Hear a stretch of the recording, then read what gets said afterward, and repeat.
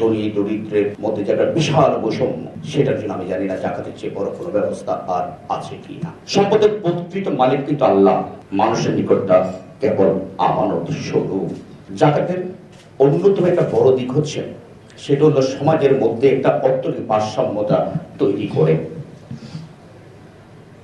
সমাজে কেউ সম্পদের পাহাড় করবেন, সুউচ্চ ইমারতে বসবাস করবেন, বিলাসবহুল জীবনযাপন করবেন, আর কেউ অর্ধাহারে অনাহারে থাকবেন, ডাস্টবিনে খাদ্য খুঁজবেন, রেল স্টেশনের নোংরা মাটির মধ্যে একটা পেপার বিছিয়ে শুয়ে থাকবেন, কিংবা নোংরা কাপড় নিয়ে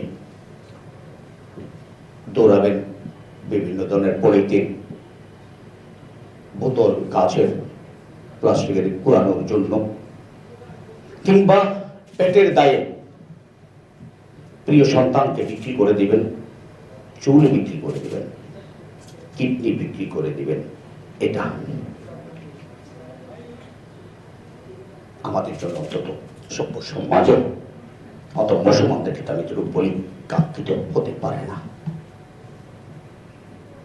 একদিকে কোটি কোটি টাকার গাড়িতে চড়ছে, বিলাসবহুল জীবনযাপন করছে, মদের বারগুলোতে আপনারা দেখবেন ঠাসা লোক।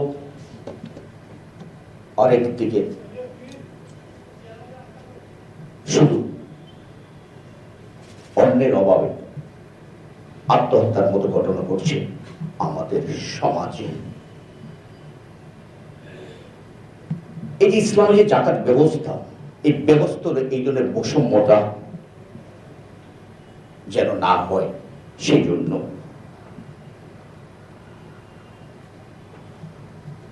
এটা হচ্ছে একটা উত্তম পন্থা। আমি খুব কম দেখি যে বৈষম্যতা দূর করার ক্ষেত্রে ধনী দরিদ্রের মধ্যে যে একটা বিশাল বৈষম্য, সেটার জন্য আমি জানি না জাকাতের চেয়ে বড় কোনো ব্যবস্থা আর আছে কি না।